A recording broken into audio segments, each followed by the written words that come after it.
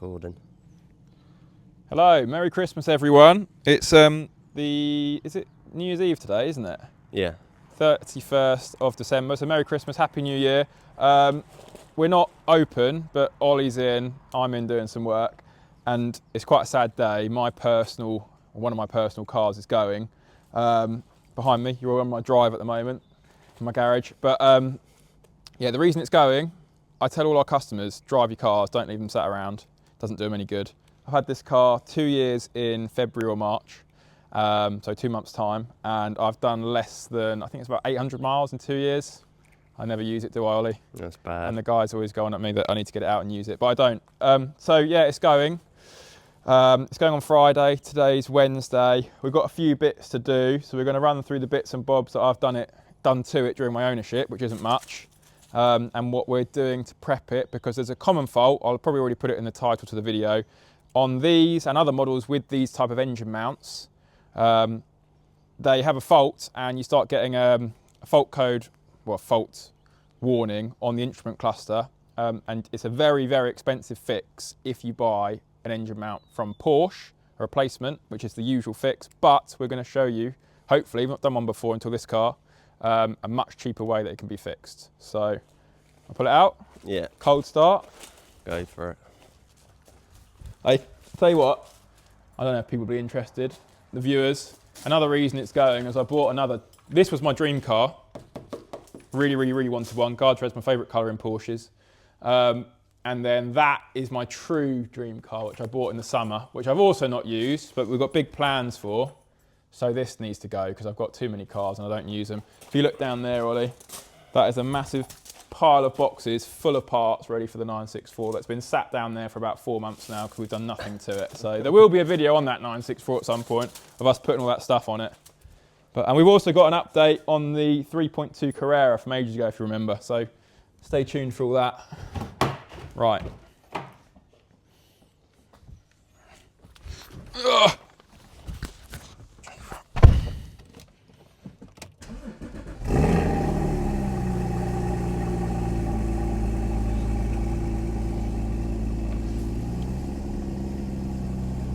Heck.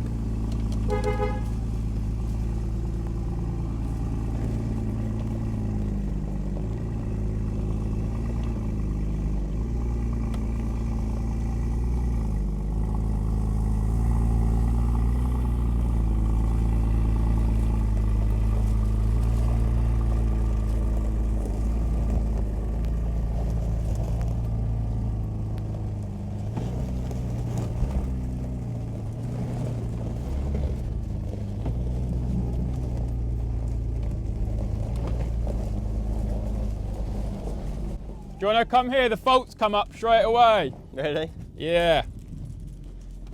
So this is the fault that you'll get. PADM disabled. Let the bonnet thing go off. Service required. We're doing the service. Driving permitted. Okay. So that's Porsche Active Dynamic Mounts. So like with PADM, Porsche Active Suspension Management, when you click the button, it will firm the suspension for PADM. That will firm the engine mounts. For the engine mount. So that's not working. I'll get that fixed, hopefully. Hopefully. All right, we'll pull it round, yeah? Yeah.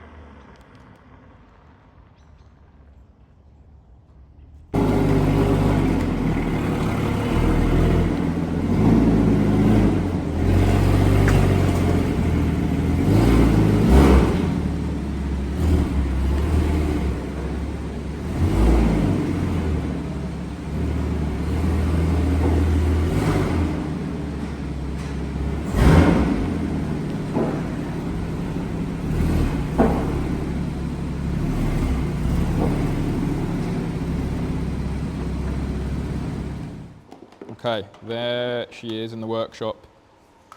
alongside our Ocean Jade car, which we were doing a few finishing bits and pieces to. Uploaded the last video for that a few days ago if you haven't seen it already. So here's the job sheet. We treated it as if it was any other sales car, did our comprehensive inspection and reports, and then the jobs beneath were the bits and pieces that were flagged and need attention. So we've got the major service interval, we're going to show that being done. We've got brake fluid change because that's due as well. The major service and brake fluid change isn't due until I think February, so we're going to do it now. So it's all fresh for the new owner. We've then got that engine mount fault, got some miscellaneous bits, so an indicator bulb. The battery's on there just for completion. I already put the battery on there. Before I had it in my garage on trickle charge, it killed a battery, so that's on there. New stop-start battery. There's 2 exhaust clamps that need to go on. At some point they've gone missing. The bumper has been done. That again is on there for completion for the new owner. So they get a nice bit of documentation with everything that's been done. That was done a few weeks ago. I had the front plate smoothed off, so there's no holes in the front. What else? Headlights and side lights were reconditioned. So the whole front was just a little bit stone chipped. So it's very low mileage. I think it's on 27,000, but there were stone chips on the nose, stone chips on the headlights, and stone chips on the little side lights. So they went off to the body shop, got sanded down to bare plastic and recoated in a heavy duty sun resistant lacquer, which is very popular with our customers. So the front of the car just looks absolutely fresh. So Ollie's just doing a P-Wiz scan now, so we're going to show the fault code that associates with the PADM fault warning that comes on the instrument cluster. So we'll show that in a second. That's what we've got. I didn't capture that. Do you want to dictate that again, please? Can we say it again? Yeah. Left drivetrain, mount pressure sensor, short to ground in signal line. Right. That's what we got. It does not clear. Should we pull the engine mount out and then show the mount. part? Oh, you can call it what you like. I know you like to call them gearbox mounts. On a Cayman and a Boxster, it is technically a gearbox mount. On the 911, it's an engine mount.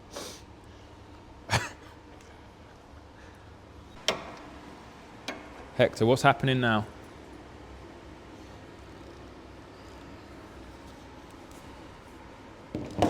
What's Ollie doing?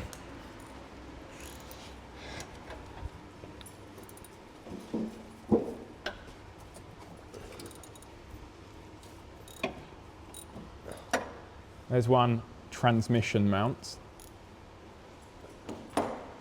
There's a second transmission mount. Support the gearbox. It's the first time I've been underneath this car. Really? Yep.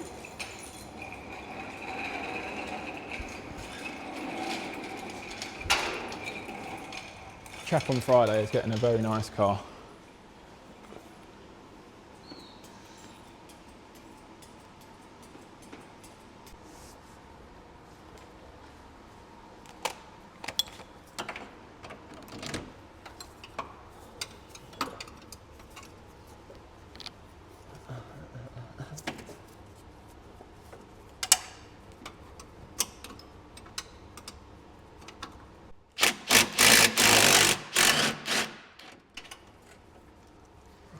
Explain what we're doing then. So you've got 2 little nuts either side.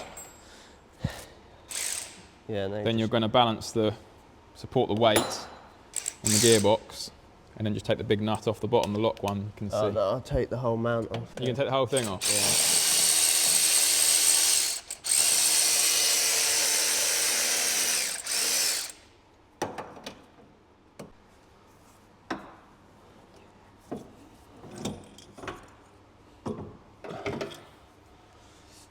There we go. There it is.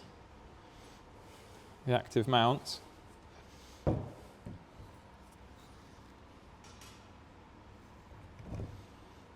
think it's safe to say that's never been replaced. No. But it's a very poor design and failure that they go at this mileage. 27,000 miles, it's a 2016 car. We've done lots of these. And like I say, the fix until now has been a new one of those engine mounts. I did look up the price a couple of weeks ago. I can't remember exactly what it was. I think it was about 1,100 or 1,150 really? plus VAT Jesus. for one mount. That's crazy. So that, including the VAT plus the labour, I say an hour's labour, you're talking 1250, 1350. It's going to be more than 1,500 quid, isn't it? Yeah. To replace one mount. So let's have a go. So first things first, this is the sensor. What was the sensor called? What did they name it again? Was it a pressure sensor, wasn't it? So where it says do not remove, we're going to remove that.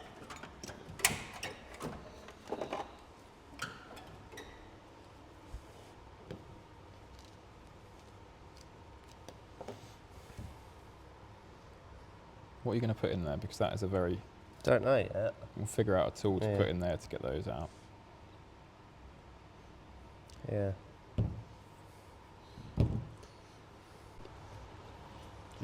Sorry, I got a mouthful. Go on, what did you do? You just put a small screwdriver in? Yeah. Then we've got to take that out.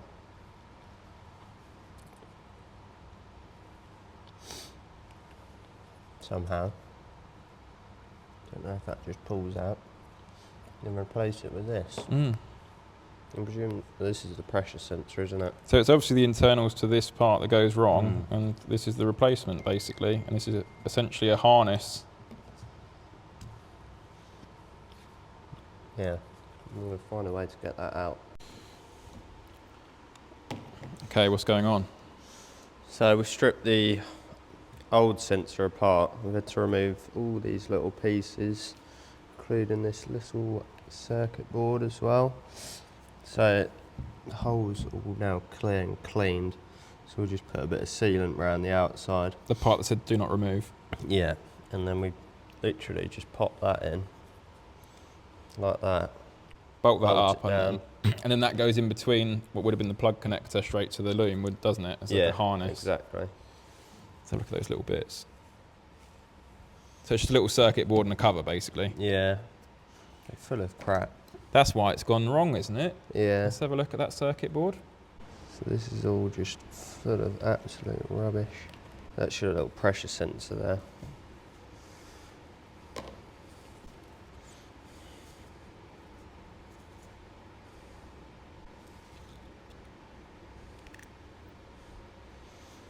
Okay.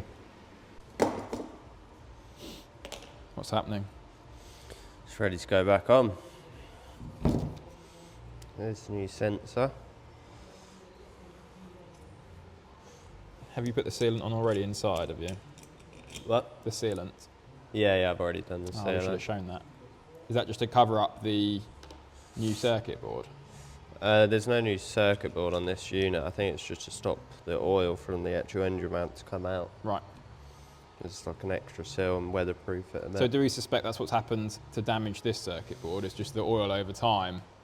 Yeah, I'm not too sure because it's quite grey and metally.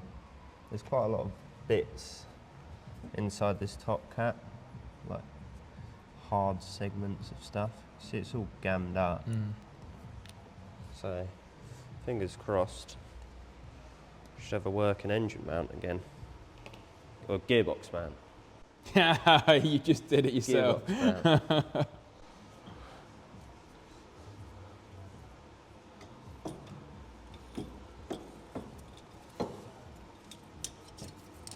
So for those that don't know, most will watching this, on the Cayman, the engine and the Boxster, the engine and the gearbox are mounted the other way around from a 911. So you've got the engine in front of the gearbox, which is at the back, but the mounts are in the same position onto the chassis. So they're there kind of above the subframe mounting point sort of thing, holding the weight in the same location. So obviously on this and the Boxster, they're actually bolted to the transmission, whereas on the 911, they're actually bolted to the engine. But the mounts themselves, well, on these, they're identical. On those, they'll look identical, but they're ever so slightly different. Right, so the engine mount is reinstalled with a new sensor, as you just saw. Ollie's got PWIS plugged in.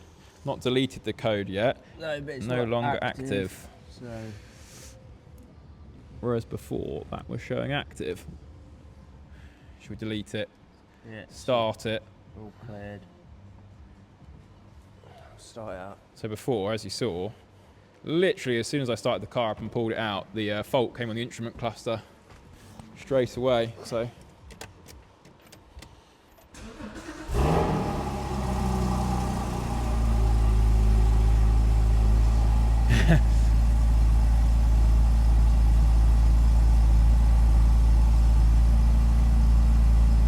there we go. we had the parking brake fault come on. Oh, that was just because I've In got the air. P-Wiz on it. Cool. There we go. Do the service, etc., and do the test drive, and just double and triple check. Well, that looks to have solved it. Yeah. So there we go. All finished. Now for the major. Better warm it up anyways.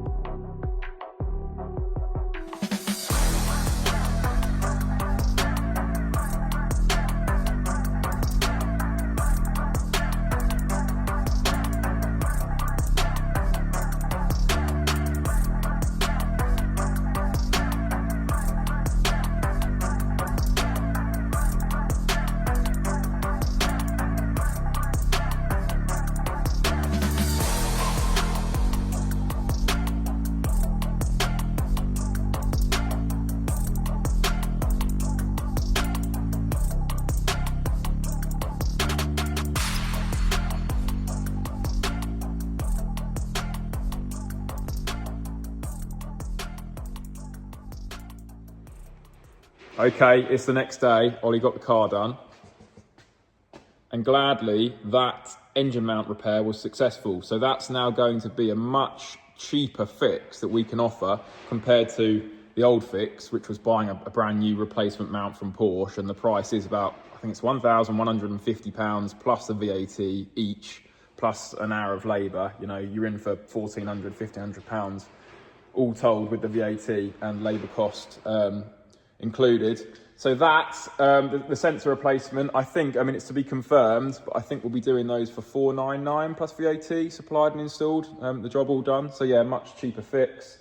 It's very common on any car that's got PADM. So you did get those mounts on the 997 generation. Very, very rare. Usually, if we see it, it will be on a Turbo S rather than the standard Carrera S. I don't think I've ever seen one on a normal Carrera S. They come as standard on the GT4. They come as standard on the GT3. You'll see them more on 991 Carrera S's. People spec them on, or 4S's, etc. So yeah, if you get that fault come up, that's likely what it is, and get in touch and we can fix that for you. So all the service being done. On these 981 GT4s, the service is essentially exactly the same as a Cayman S, and therefore we charge the same price to do that. The engine is actually taken from the 991 Gen 1 Carrera S, but all the filters and fluids, etc., are the same as what we'd put in the 981. So yeah, it's the same service essentially.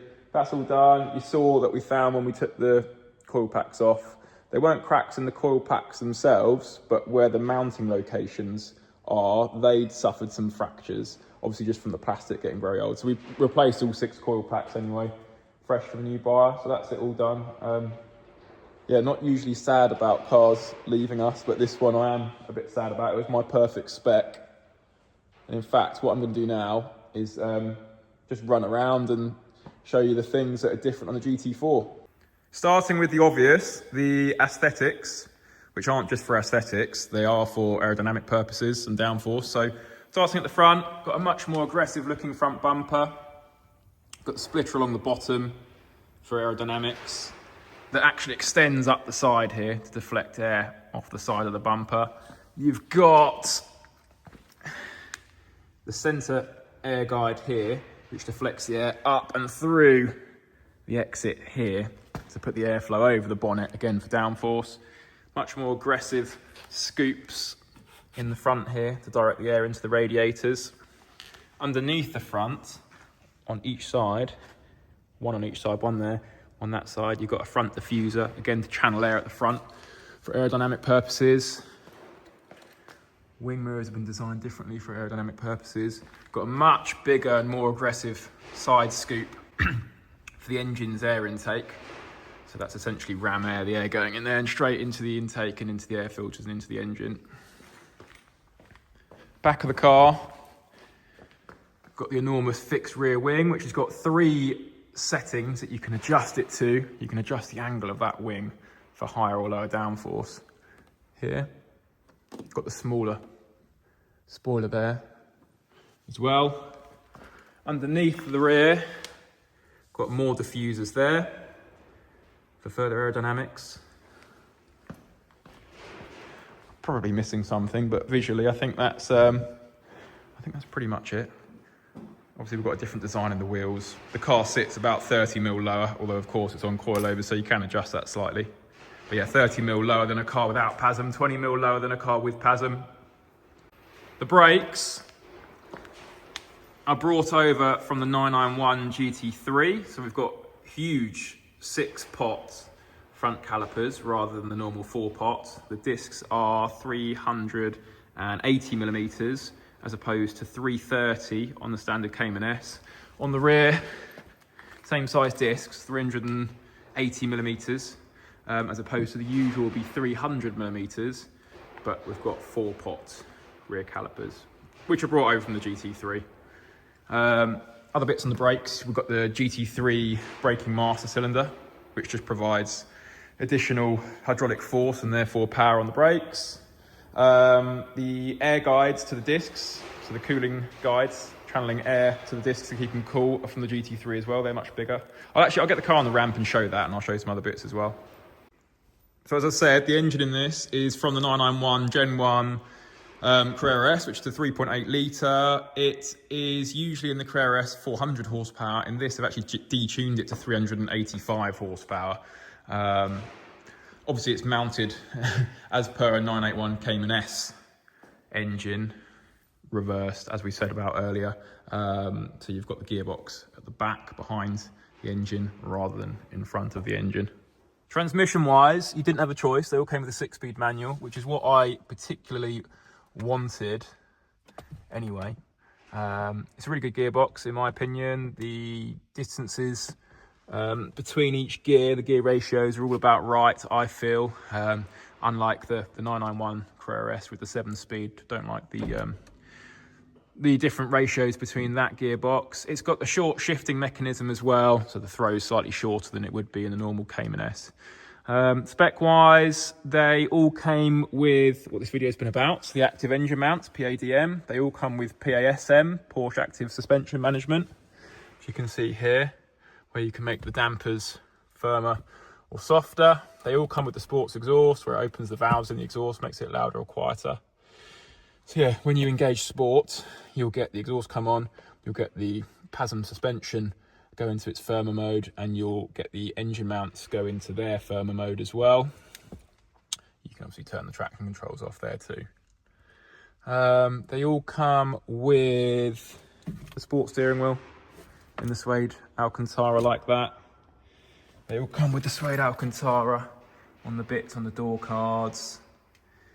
They come as standard without the extended leather, which a lot of the GT cars do, such as the GTSs as well. So you'll get a plastic dash unless you spec the leather. So a Cayman S will come with the extended leather as standard. This one, as I was saying earlier, is my perfect spec. So I really wanted the carbon fibre bucket seats because they just hold you in better and they look Absolutely fantastic, I think you'll agree. But I didn't want the ceramic carbon brakes because I didn't want the hassle of the potential upkeep if one was to get cracked and that massive cost of replacing one of the discs. A lot of people will change them to steel discs if they get a cracked ceramic disc because they are so expensive. But yeah, the bucket seats just look fantastic. Spec'd with the Guards Red seat belts as well, which I wanted, and spec'd in Guards Red. As I said earlier, my favourite standard colour for a Porsche, without getting something special order like Viper Green or Lava Orange or something. So I've got the car on the ramp. I'm going to show you the differences with the chassis and what the GT4 comes with. So the GT4 is a proper GT car.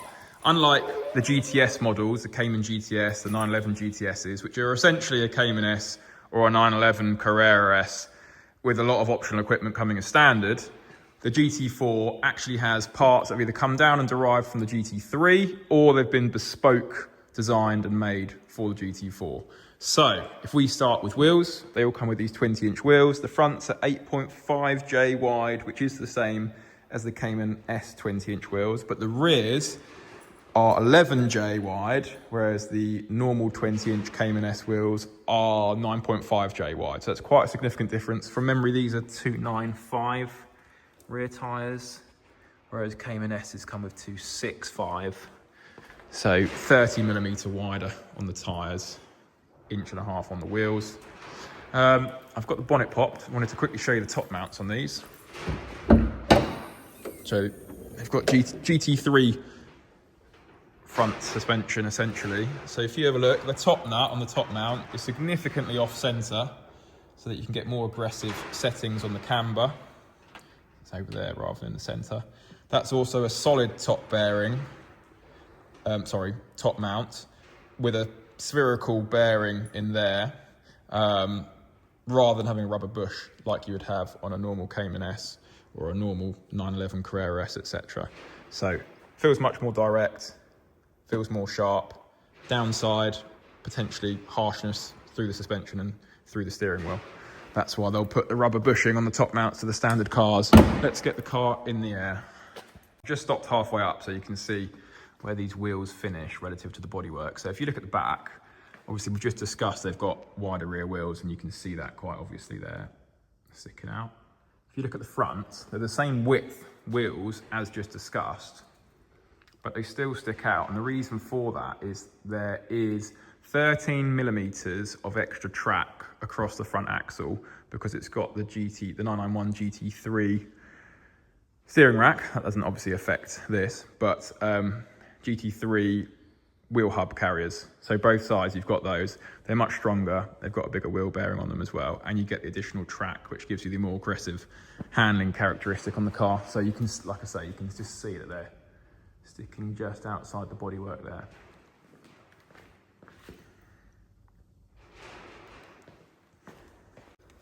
Right, we're underneath the car, just showing the adjustable coilovers there on the front. If I can get it to focus.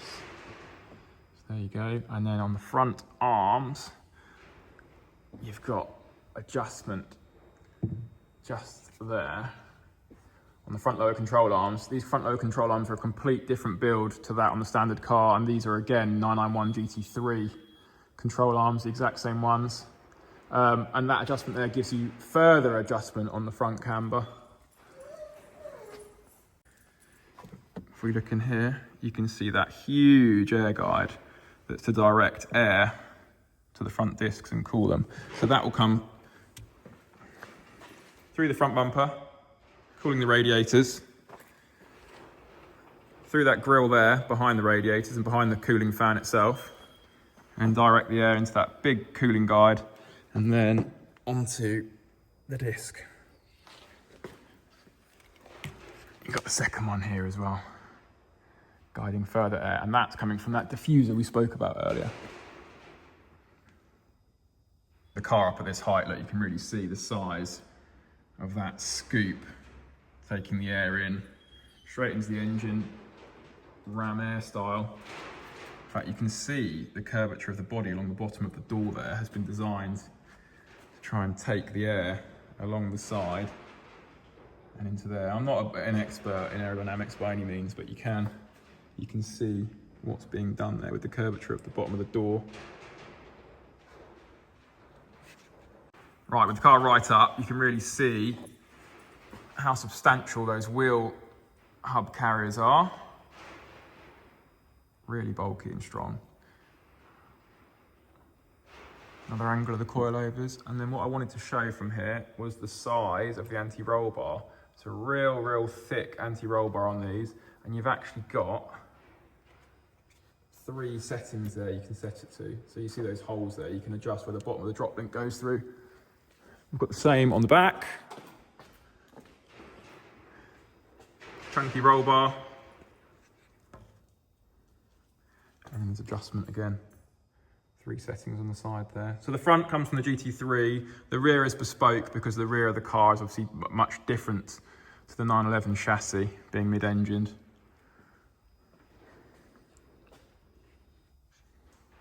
On the back of the car, we've got enlarged brake air scoops as well. But like I was saying, the rear of the car is different to the GT3, so they're made bespoke for the GT4. We've got a better look at those diffusers on the underside of the bumper from here. You can see how the air is channeled at the back there.